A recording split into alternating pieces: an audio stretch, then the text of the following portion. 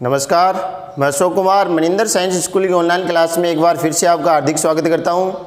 देखो, कल हम पढ़ रहे थे प्राथमिक व्यवसाय के बारे में, जिसमें हमने कुछ प्राथमिक व्यवसाय की जो आर्थिक क्रियाएं, उन आर्थिक क्रियाओं के बारे में हमने अध्ययन किया है, जिसमें हमने आखेट के बारे में, संग्रहण के बारे में, पशुचारण के बारे में, इनके बारे में हम अध्ययन किया।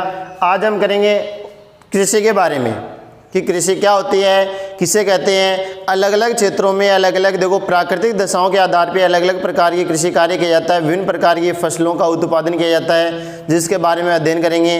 उन्हें किन नामों से जाना जाता है। प्राचीन समय से ही जो मानव के द्वारा कृषि की जा रही है और वर्तमान समय में की जा रही है, तो उसको किस भागों में विभाजित किया जाता है, उसके विभिन्न प्रणालियाँ कौन कौन सी हैं, उन प्रणालियों का हम अध्ययन करेंगे। तो यहाँ पे देखो, पहला है कृषि। तो कृषि किसे कहते हैं, क्या होती है, किस चीज़ को या कौन से कार्य को हम कृषि कहेंगे। तो मुख्य रूप से देखो, प्राचीन समय से ही जो प्रचलित है, चली आ रही है। आदि मानव के द्वारा भी कृषि कार्य किया जा रहा था, जो स्थायी कृषि है, कुछ जो स्थानांतरित कृषि है, और अलग अलग जो इसमें उपज के आधार पे उसको अलग अलग भागों में हमने विभाजित करके पिछली कक्षाओं में हमने अध्ययन किया था। तो उनके बारे में पहला है कृषि क्या है। तो देखो, प्राकृतिक दशाओं के आधार पे हमें अलग अलग प्रकार की जो क्या है भूमि उपलब्ध होती है, अलग अलग प्रकार की जलवायु, अलग अलग प्रकार का वातावरण उपलब्ध होता है। उन्हीं के आधार पे विभिन्न प्रकार की जो फसलें हैं उनका उत्पादन किया जाता है।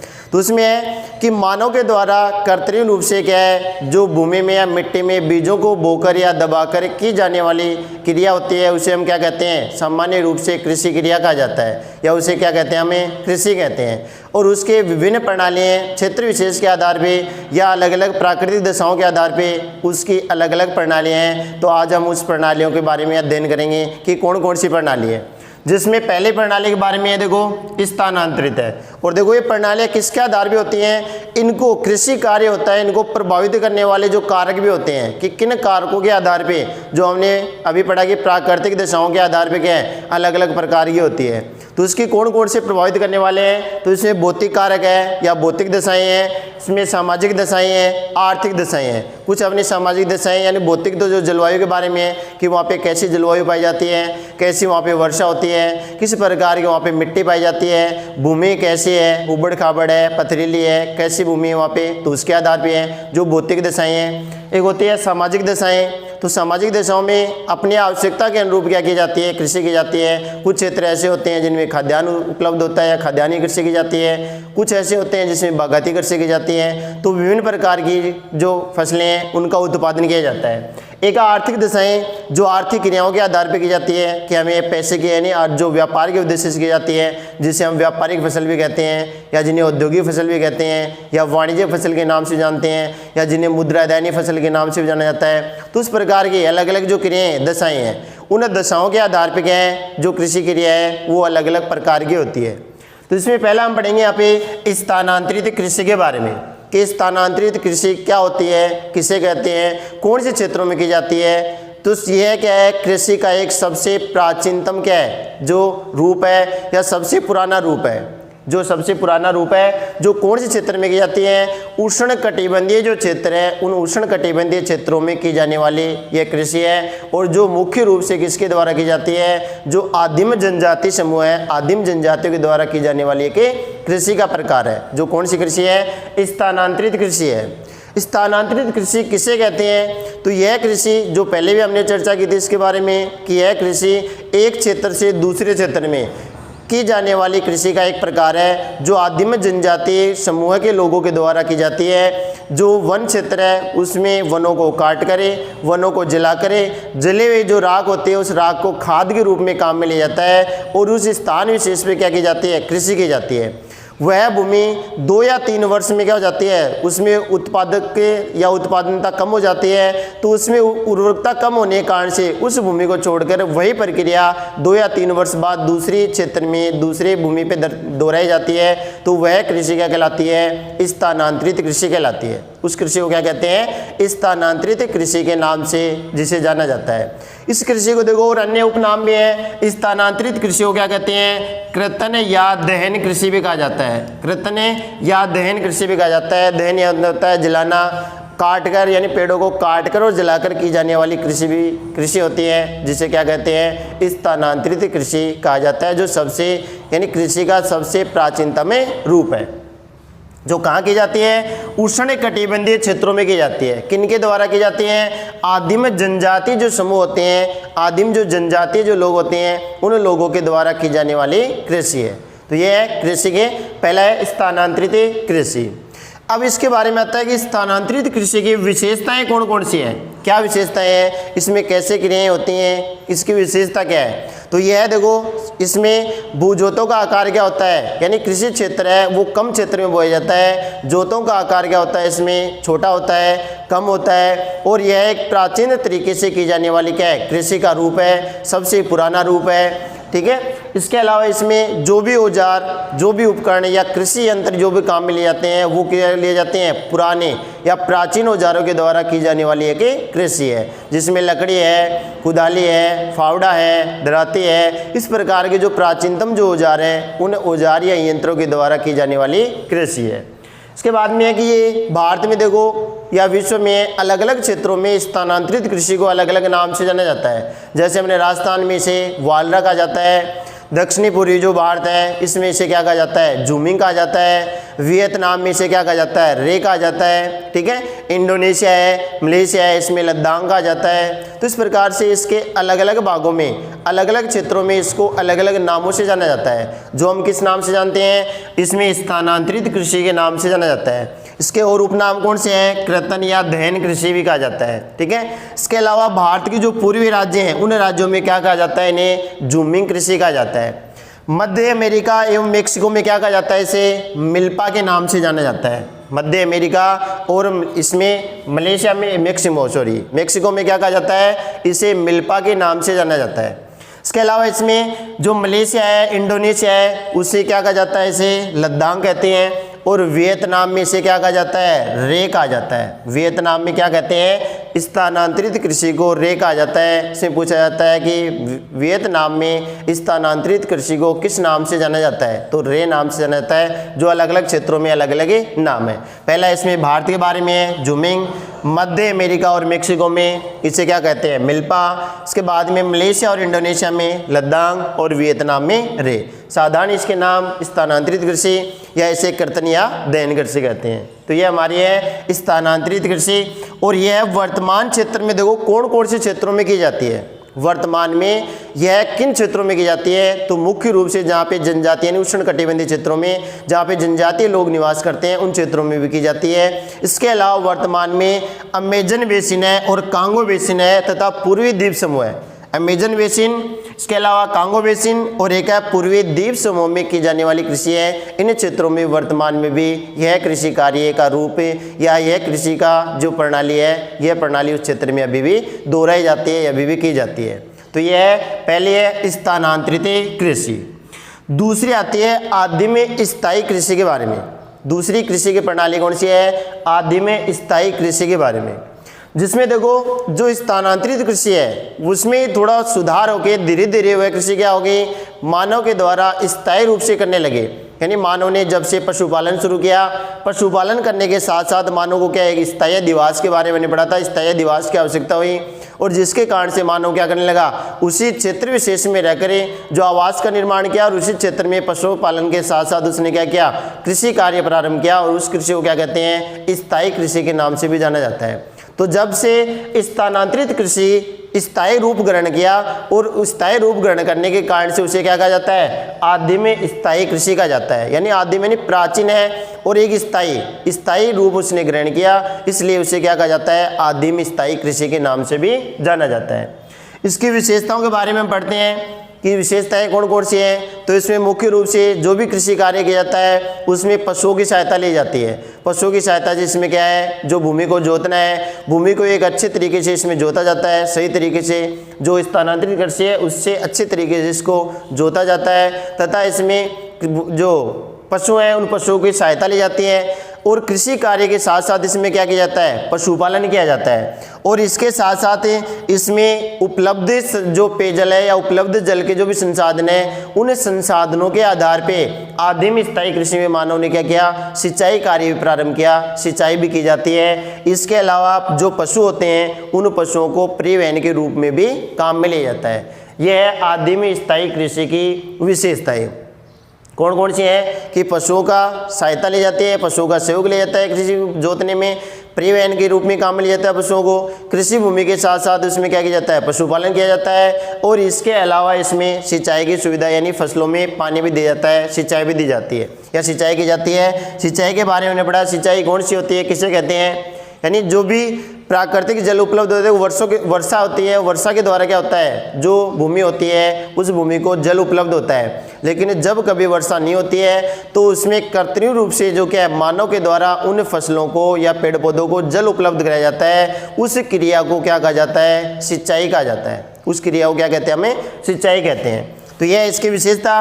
अगला आता है कि इनका विस्तार कि कौन कौन क्षेत्र में है। आदिम स्थायी कृषि है, कौन कौन क्षेत्र में की जाती है, उसका विस्तार कहाँ पे है कि वर्तमान में भी की जाती है, तो कौन कौन से क्षेत्र है।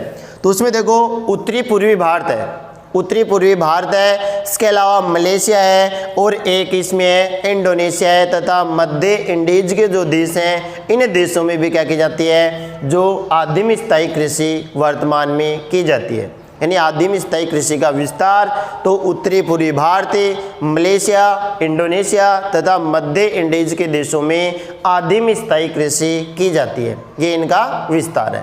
तो ये दूसरी कृषि का प्रणाली है। दूसरी कृषि की प्रणाली कौन सी है, आदिम स्थायी कृषि। तीसरी इसमें आती है जीवन निर्वाहन कृषि, जो अपने जीवन का निर्वहन करने के लिए, अपने जीवन की जो जीने के लिए या अपनी जो दैनिक आवश्यकताएं, जो अपने जीवन की जो आवश्यकताएं उनको पूरा करने के लिए की जाने वाली कृषि कौन सी कृषि कहलाती है, जीवन निर्वहन कृषि कहलाती है। तो इसमें यह देखो जीवन निर्वहन कृषि की जो शुरुआत है, शुरुआत किससे हुई, जीवन यापन के रूप में हुई। यानी शुरुआत कब से हुई, मनुष्य ने अपने जीवन यापन करने के लिए किसकी शुरुआत की या कौन सी कृषि प्रणाली को अपनाया, जीवन निर्वहन कृषि को अपनाया, जो जीवन यापन के रूप में हुई। और यह कृषकों के लिए, जो भी इसमें कृषि कार्य में जो कृषक जो संलग्न होते हैं, उस कृषकों के लिए यह क्या है कि एक रोजगार का महत्वपूर्ण साधन है, जिससे कृषकों को क्या मिलता है, रोजगार मिलता है, रोजगार का महत्वपूर्ण साधन है। इसके अलावा इसमें भोजन के साथ साथ मनुष्य को भोजन के साथ साथ अपनी अन्य आवश्यकताओं को पूरा करने लगे या अन्य आवश्यकताओं की पूर्ति होने लगी, जिसके कारण से इसे क्या कहा जाता है, जीवन निर्वहन कृषि कहा जाता है। यानी जिससे अपना जीवन संचालित हो सके, जीवन निर्वहन कर सके, अपना जीवन व्यतीत कर सके, इससे अपनी आवश्यकताओं को पूरा कर सके, तो वह कृषि क्या कहलाती है, जीवन निर्वहन कृषि कहलाती है। तो इसमें है कि भोजन के साथ साथ अन्य आवश्यकताओं को पूरा होने के कारण से इसे क्या कहा जाता है, जीवन निर्वहन कृषि कहा जाता है। शुरुआत क्यों हुई, जीवन यापन के लिए हुई, ठीक है, किसके कारण से, जीवन यापन के कारण से, जीवन यापन के लिए इसको जो शुरुआत की गई। और यह कृषकों को सबसे अधिक क्या देती हैं, रोजगार देती हैं, कृषकों का रोजगार का एक प्रमुख साधन है, ठीक है। इसके बाद में इनकी आती है जीवन निर्वहन कृषि की विशेषताओं के बारे में। जैसे हमने स्थानांतरित है, आदिम स्थायी है, इनकी विशेषताएं बड़ी, उसी प्रकार से आती है जीवन निर्वहन कृषि की विशेषताएं। तो जीवन निर्वहन कृषि की विशेषताएं इसमें देखो, यह एक कृषि का स्थायी रूप है, जो एक स्थान पर रहकर कृषि की जाती है। कृषि का एक स्थायी रूप है जो अनुकूल प्राकृतिक दशाओं के आधार पे अलग अलग प्रकार की जाती है। जहाँ पे जैसी प्राकृतिक दशाएं पाई जाती हैं, उन प्राकृतिक दशाओं के अनुकूल यह कृषि अलग अलग क्षेत्रों में अलग अलग प्रकार की फसलों का इसमें क्या किया जाता है, उत्पादन किया जाता है। दूसरा इसमें आता है कृषि भूमि पर क्या है, जनसंख्या का दबाव अधिक है। कृषि भूमि पे जनसंख्या का दबाव अधिक है, क्योंकि उस क्षेत्र में क्या है, जनसंख्या अधिक पाई जाती है, उन्हीं क्षेत्रों में जीवन निर्वहन कृषि अधिक की जाती है।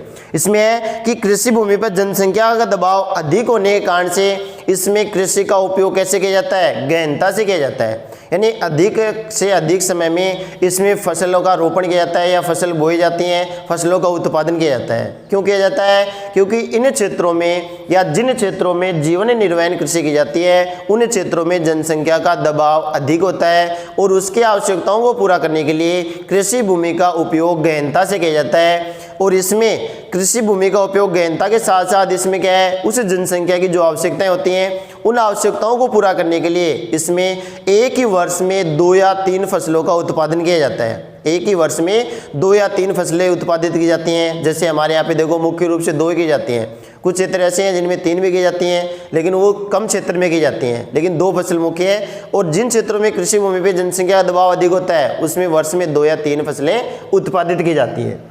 इसमें जो भूमि का जोतों का आकार होता है या जो खेत होते हैं उन खेतों का आकार क्या होता है, छोटा होता है और बिखरा होता है, छितरा हुआ होता है, यानी बिखरा हुआ होता है। अगला इसमें आता है कि जो जीवन निर्वहन कृषि में जो भी कृषि कार्य किए जाते हैं उसमें उन्नत किस्म के बीजों का प्रयोग किया जाता है, अच्छे रासायनिक खाद व उर्वरक है या कीटनाशक दवाओं का प्रयोग किया जाता है। तो ये इसके लिए क्या है, उत्पादन बढ़ाने के लिए इन सभी चीज़ों का उपयोग जीवन निर्वहन कृषि में किया जाता है। अगला है इसमें सिंचाई कि इस कृषि में क्या है, उत्पादन बढ़ाने के लिए क्या है, उपलब्ध संसाधनों के आधार पे या जो भी जल के संसाधन है उनकी सुविधा के अनुसार यहाँ पे क्या की जाती है, सिंचाई की जाती है। यानी अधिक से अधिक में सिंचाई के द्वारा 2 या 3 फसलें क्या होती हैं, उत्पादित की जाती हैं, ये उत्पादन होता है। देखो वर्षा होती है जो वर्ष में क्या होती है 3 या 4 माह में होती है बस, बाकी सारा जो समय होता है जो वर्ष के और अन्य माह होते हैं उन माह में क्या होते हैं, जो शुष्क होते हैं, वर्षा नहीं होती है, कभी कभी क्या होती है शीतकाल में होती है, वो कुछ क्षेत्र में होती है। तो उसके लिए क्या है, सिंचाई के द्वारा वर्ष में 2 या 3 फसलें क्या की जाती हैं, उत्पादित की जाती हैं। इसके साथ साथ इसमें क्या किया जाता है, फसल चक्रण अपनाया जाता है, यानी बदल बदल कर फसलों को क्या किया जाता है, बोया जाता है, फसल चक्रण अपनाया जाता है।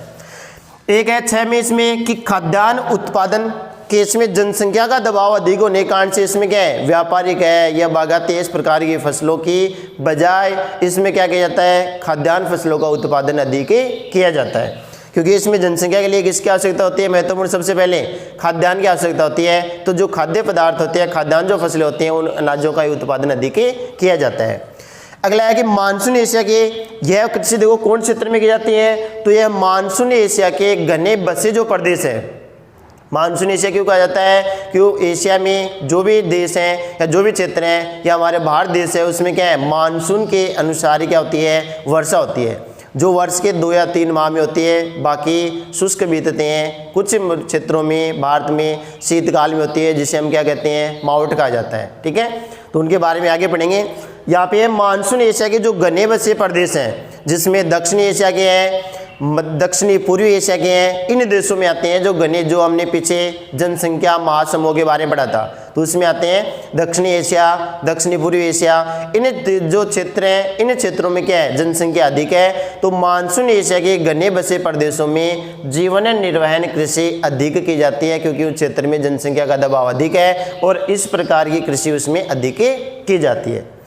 इसके बाद में आता है कि यह कृषि देखो इसके प्रकार अलग अलग हैं। जीवन निर्वहन कृषि है उसके भी कितने प्रकार है, 2 प्रकार है।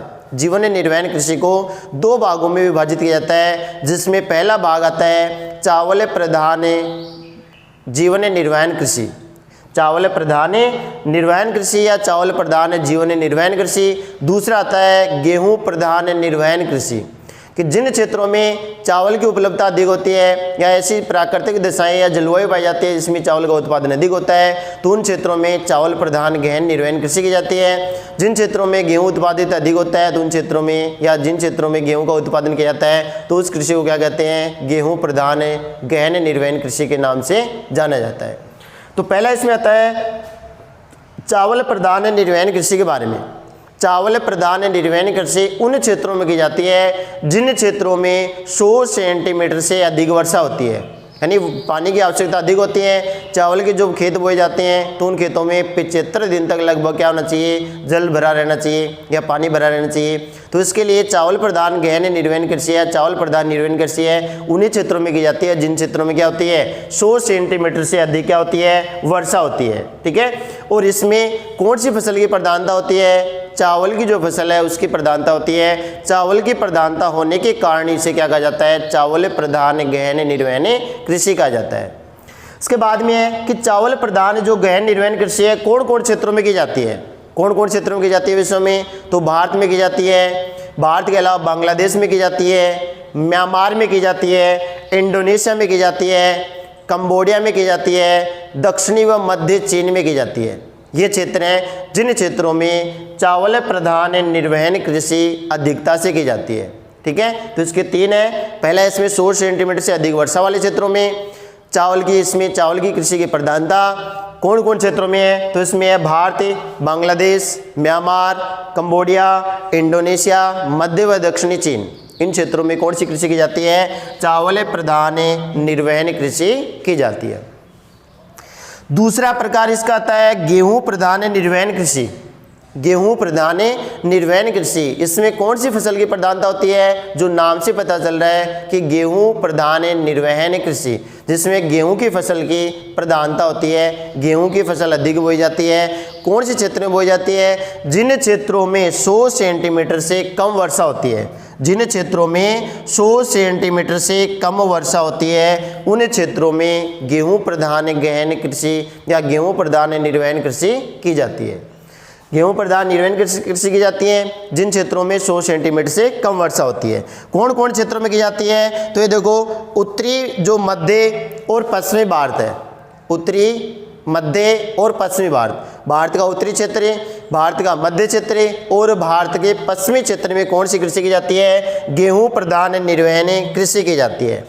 इसके अलावा कहाँ की जाती है? पाकिस्तान है। इसके अलावा कहाँ की जाती है कृषि? कोरिया है। इसके अलावा कहाँ की जाती है? उत्तरी चीन है।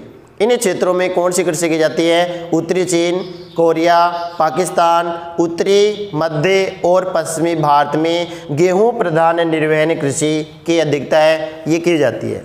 तो ये 3 प्रकार है, स्थानांतरित, दूसरा आदिम स्थायी और तीसरा हमने जीवन निर्वहन कृषि के बारे में। चौथा हम पढ़ेंगे विस्तृत वाणिज्य के अनाज कृषि। चौथी कृषि कौन सी पढ़ेंगे? अभी विस्तृत वाणिज्य के अनाज कृषि के बारे में पढ़ेंगे। अब देखो आगे आता है चौथा कृषि की प्रणाली आती है विस्तृत वाणिज्य के अनाज कृषि के बारे में। चौथे नंबर पे आती है विस्तृत वाणिज्य के अनाज कृषि के बारे में कि ये क्या होती है। तो देखो, विस्तृत वाणिज्य के अनाज कृषि होती है जिससे मुख्य रूप से क्या है? व्यावसायिक रूप से उत्पादन अधिक किया जाता है। व्यावसायिक रूप से इसमें उत्पादन अधिक किया जाता है। इसमें जो भूजोतों का आकार होता है या खेतों का जो आकार होता है वो भी क्या होता है? विस्तृत होता है, बड़ा होता है। और इसमें संपूर्ण जो कार्य होता है वो किसके द्वारा किया जाता है? मशीनों के द्वारा अधिक किया जाता है। इसमें कि जो कृषि कार्य होता है उसमें मशीनीकरण का प्रयोग अधिक किया जाता है और इसमें खेतों का आकार या भूजोतों का आकार क्या होता है? विस्तृत होता है। इसके अलावा इसमें बोई जाने वाली जो फसल है, विस्तृत वाणिज्यिक अनाज कृषि में उत्पादन की जाने वाली जो फसल है वो फसल कौन सी है? गेहूं की फसल है। यानी गेहूं की प्रधानता अधिक होती है। गेहूं का उत्पादन इसमें क्या किया जाता है? अधिक किया जाता है। और इसमें जो उत्पादन होता है वो प्रति हेक्टेयर अगर उत्पादन देखें, प्रति हेक्टेयर उत्पादन इसमें क्या होता है? कम होता है। लेकिन अगर वहाँ पे पाई जाने वाली जनसंख्या है उसके आधार पे देखें तो प्रति व्यक्ति उत्पादन क्या होता है? इसमें अधिक होता है। यानी वहाँ पे जनसंख्या कम निवास करती है जिसके कारण से वहाँ पे भूमि की उपलब्धता अधिक होती है और वह विस्तृत क्षेत्र में भूमि का जो फसलों का उत्पादन करने के कारण से वहाँ पे प्रति हेक्टेयर उत्पादन कम होता है तथा प्रति व्यक्ति उत्पादन क्या होता है? अधिक होता है। इसके अलावा यह कृषि देखो कौन से क्षेत्रों में की जाती है? मुख्य रूप से कहाँ की जाती है? जो विकासशील देश हैं विकसित देश हैं उन विकसित देशों में अधिक की जाती है। विकासशील नहीं बल्कि विकसित देशों में अधिक की जाती है। विकसित देशों में इस प्रकार की कृषि अधिक की जाती है जिसमें कृषि यंत्रों का उपयोग अधिक किया जाता है। कृषि यंत्रीकरण के द्वारा की जाती है। कृषि का यंत्रीकरण है या कृषि में जो यंत्र हैं उनका मशीनों का उपयोग अधिक किया जाता है। इसके अलावा इसमें जो फसल बोना तथा कटाई करना जो सभी कार्य हैं वो एक अच्छी तकनीकी के द्वारा, उच्च तकनीकी के प्रयोग के द्वारा इसमें कृषि कार्य किया जाता है। और कौन से देशों में किया जाता है? विकसित देशों में अधिक किया जाता है। और ये देखो क्षेत्र विशेष में है कि कौन क्षेत्र में किया जाता है? तो शीतोष्ण कटिबंधीय जो क्षेत्र हैं, हमने उष्ण कटिबंध है, शीतोष्ण कटिबंध है, शीत कटिबंध है, इस प्रकार के मुख्य 3 भाग के बारे में पढ़ते हैं दोनों गोलार्धों को।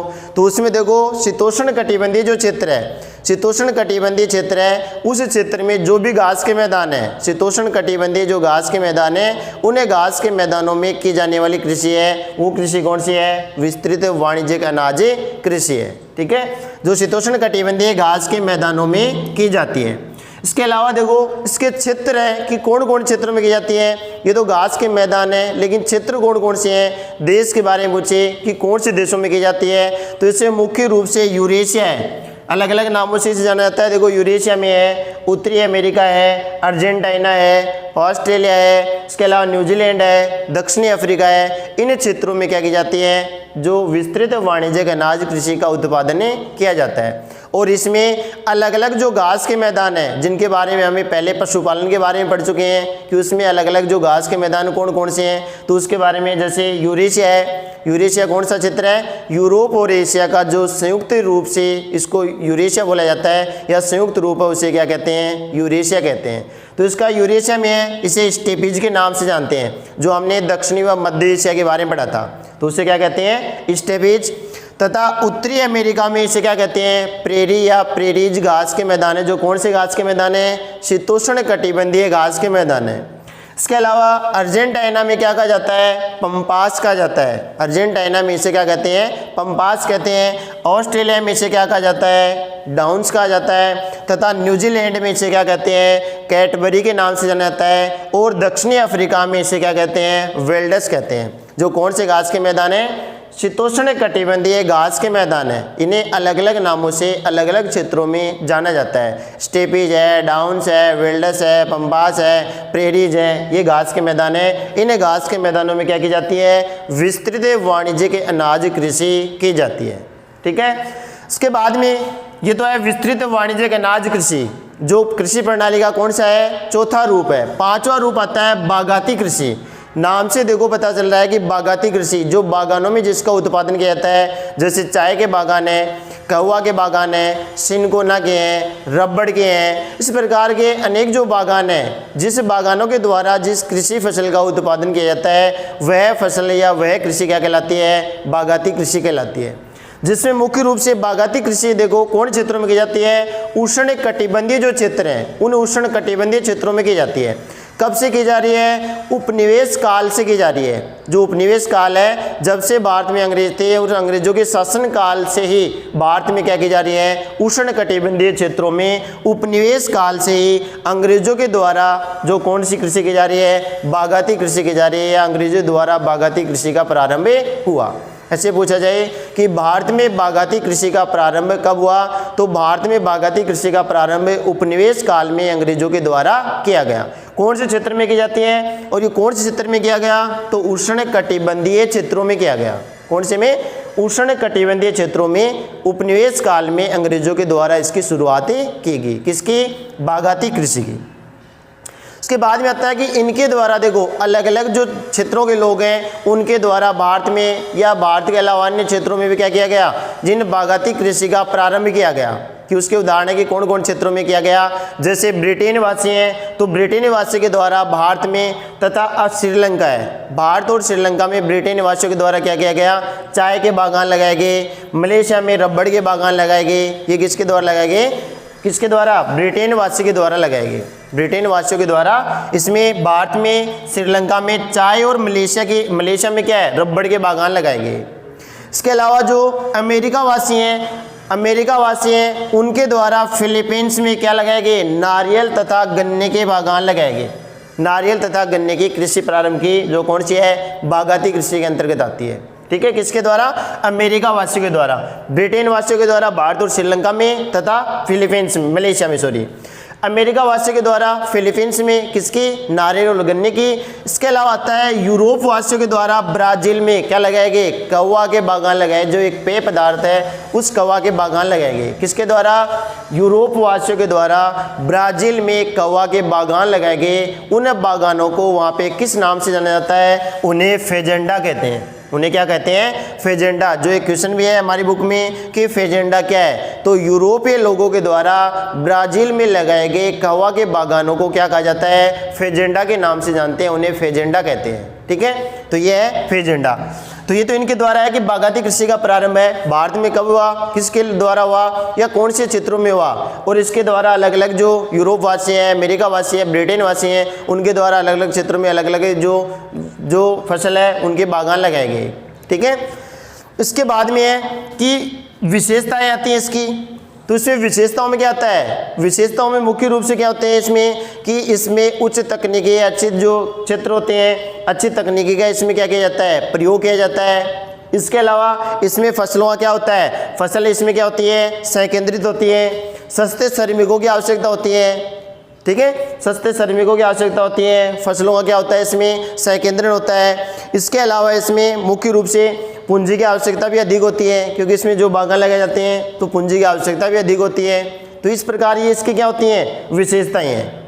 ये इसकी क्या है, विशेषताएं हैं। और इसके क्षेत्र हैं कि कौन कौन क्षेत्रों में है, वर्तमान में क्या है, बागायती कृषि की जाती है। तो लगभग देखो विकसित जो देश हैं उन क्षेत्रों में तथा इसके अलावा विकासशील देशों में भी इसकी कृषि की जाती है। जैसे इंडोनेशिया है, ठीक है, विकसित देशों के बजाय विकासशील देशों में इसकी अधिक की जाती है। इंडोनेशिया, मलेशिया, दक्षिणी पूर्वी भारत, दक्षिणी चीन, इसके अलावा म्यांमार, कंबोडिया, इसके अलावा श्रीलंका, ब्राज़ील, फिजी, क्यूबा, इन क्षेत्रों में क्या की जाती है, बागायती कृषि अधिक की जाती है, या इन क्षेत्रों में बागायती कृषि जो है वर्तमान में भी की जाती है। तो यह कौन सी कृषि है, बागायती कृषि। जो हमने 5 कृषि को प्रकार पढ़ लें, जिसमें बागायती कृषि है जो 5वें नंबर पे है, कहाँ की जाती है, किन के द्वारा की जाती है, तो इनके बारे में, ठीक है। अगले छठी इसमें आती है बागायती कृषि के बारे में, छठी आती है इसमें मिश्रित कृषि। छठी कृषि कौन सी आती है, मिश्रित कृषि के बारे में देखो। अगले देखो छठे नंबर पे आती है इसमें मिश्रित कृषि के बारे में। जो मिश्रित कृषि है वो क्या होती है, तो इसमें देखो मिश्रित कृषि में फसल के उत्पादन के साथ साथ क्या किया जाता है, पशुपालन भी किया जाता है। फसल उत्पादन तो किया जाता है, उसके साथ साथ फसलों के यानी कृषि कार्य के साथ साथ जिसमें पशुपालन भी किया जाता है, उसी कृषि को क्या कहा जाता है, मिश्रित कृषि के नाम से जानते हैं, या उसे मिश्रित कृषि कहा जाता है। तो इसमें मिश्रित कृषि में कृषि के साथ साथ क्या किया जाता है, पशुपालन किया जाता है। पशुपालन है वो पशुपालन भी कृषि के साथ साथ एक सहायक क्रिया के रूप में, या कृषि और उनकी अन्य सहायक क्रियाएं इसमें की जाती है, तो उस कृषि को क्या कहते हैं, मिश्रित कृषि के नाम से जाना जाता है। इसकी भी विशेषताएं, या मिश्रित कृषि क्या होती है, इसे विशेषताओं देखो। इसमें खेतों का आकार क्या होता है, मध्यम होता है। मिश्रित कृषि में जो भी खेत होते हैं या भूजोत होते हैं, उन भूजोतों का आकार क्या होता है, न ज़्यादा बड़ा होता है न ज़्यादा छोटा होता है, मध्यम होता है। और उसके साथ में क्या किया जाता है, पशुपालन किया जाता है। साथ में उसके क्या किया जाता है, पशुपालन भी किया जाता है, यानी पशुओं को पाला जाता है, जिसमें अलग अलग क्षेत्रों में अलग अलग प्राकृतिक दशाओं के आधार पे अलग अलग पशुओं का पालन किया जाता है, अलग अलग पशुओं को पालतू बनाया जाता है। इसमें मुख्य कौन कौन सी फसलों का उत्पादन किया जाता है, तो इसमें गेहूं की फसल की प्रधानता होती है, जो हमने विस्तृत वाणिज्यिक अनाज कृषि में पढ़ा। और इसमें क्या होती है, गेहूं है जो खाद्यान्न फसल के रूप में है, इसके अलावा मक्का है, राई है, इसके अलावा जई है, सोयाबीन है, इन सभी फसलों का उत्पादन किया जाता है। और इसमें इनके उत्पादन के साथ साथ पशुओं के लिए क्या किया जाता है, चारा एक मुख्य फसल के रूप में है, यानी इन फसलों को तो बोया जाता है, इनका तो उत्पादन किया जाता है, और इसके साथ ऐसी फसलों का उत्पादन भी किया जाता है जो पशुपालन जो किया जाता है, तो उन पशुओं के लिए चारे की व्यवस्था हो जाए, तो चारे की फसल की इसमें क्या होती है, प्रधानता होती है। इसमें पशुपालन व उत्पादकता है, पशुपालन है तथा कृषि कार्य है, दोनों को क्या दिया जाता है, समान महत्व दिया जाता है, यानी दोनों को एक जैसा महत्व है, एक जैसे इसमें कार्य, जिसमें कार्य नहीं, एक जैसा महत्व दिया जाता है कि जितना कार्य कृषि कार्य पे किया जाता है उसी प्रकार के देख रेख है, उसी प्रकार का कार्य है जो कहाँ किया जाता है, पशुपालन पे भी किया जाता है, या पशुपालन पे भी उतना ही ध्यान केंद्रित होता है जितना कृषि कार्य पे किया जाता है। दोनों में क्या है, समान महत्व दिया जाता है, किसी एक को अधिक महत्व नहीं दिया जाता है, बल्कि पशुपालन व कृषि कार्य दोनों को समान महत्व दिया जाता है। और इसमें चारे की जो फसल है, चारे की फसल जो मिश्रित कृषि के क्या है कि प्रमुख घटक है, चारे की फसलें जो मिश्रित कृषि का क्या है कि प्रमुख घटक है, कि इसमें जो भी मिश्रित कृषि की जाती है या बोई जाती है फसलें इसमें, तो उसमें चारे की फसल है वो अधिक रूप में, या चारे की फसलें आवश्यक रूप में बोई जाती है, आवश्यकता के अनुसार ही चारे की फसल का उत्पादन भी अवश्य किया जाता है। जो चारे की फसल है वो मिश्रित कृषि का क्या है कि प्रमुख घटक है। और इस कृषि में देखो कहाँ की जाती है, इस कृषि में देखो पूंजी की आवश्यकता भी अधिक होती है, क्योंकि साथ में उसे पशुपालन भी किया जाता है, तो उस पशुओं के लिए चारा है, अन्य जो इसके पौष्टिक आहार है, जो अन्य इसमें बीमारियां हैं, और साथ में पशु जो कृषि कार्य में लगने वाला जो खर्चा है, तो इसके लिए इसमें क्या होती है, पूंजी की आवश्यकता भी अधिक होती है। साथ ही ये कहाँ की जाती है, जो भी महानगरों के निकटवर्ती लगने वाले जो ग्रामीण क्षेत्र हैं, महानगरों के निकटे ग्रामीण क्षेत्रों में इस प्रकार की कृषि क्या की जाती है, अधिक की जाती है, जो कौन सी है, मिश्रित कृषि। अब देखो इसके आते हैं क्षेत्र कि मिश्रित कृषि कौन कौन से क्षेत्रों में की जाती है, इसके क्षेत्र कौन कौन से हैं, तो इसमें देखो उत्तरी व पश्चिमी, उत्तरी पश्चिमी यूरोप, कहाँ की जाती है? उत्तरी पश्चिमी यूरोप। इसके अलावा कहाँ की जाती है? उत्तरी अमेरिका, उत्तरी पश्चिमी यूरोप, उत्तरी अमेरिका, और तीसरा इसमें आता है भारत। उत्तरी पश्चिमी यूरोप, उत्तरी अमेरिका, और तीसरा आता है भारत। इन क्षेत्रों में क्या की जाती है? जो मिश्रित कृषि का उत्पादन किया जाता है या मिश्रित कृषि की जाती है। तो ये हमारी छह कृषि के बारे में हमने पढ़ लिया। 6 कृषियों के बारे में, स्थानांतरित कृषि है, आदिम निर्वहन कृषि है, यह एक जीवन निर्वहन कृषि है। उसके बाद में विस्तृत वाणिज्यिक अनाज कृषि है, उसके बाद में बागायती कृषि है, और उसके बाद में हमने मिश्रित कृषि के बारे में पढ़ा। इसके बाद में 3 कृषि के प्रकार और बच गए, जिसमें ट्रक फार्मिंग कृषि है, इसके अलावा जो फलोद्यान कृषि है, ठीक है, इसके अलावा जो फलोद्यान कृषि है, ट्रक फार्मिंग कृषि है। इस प्रकार से उन कृषि के प्रकारों के बारे में अगले वीडियो में पढ़ेंगे, क्योंकि ये वीडियो इस प्रकार पढ़ेंगे तो अधिक लंबा हो जाएगा, जो देखने में असुविधा होगी, जिसके कारण से उनको अगले वीडियो में पढ़ेंगे। जो अन्य 3 प्रकार बच गए, जो मुख्य रूप से कितने प्रकार हैं? 9 प्रकार हैं। तो 3 प्रकार और बच गए, वो अगले वीडियो में पढ़ेंगे, कल के वीडियो में। तब तक के लिए धन्यवाद।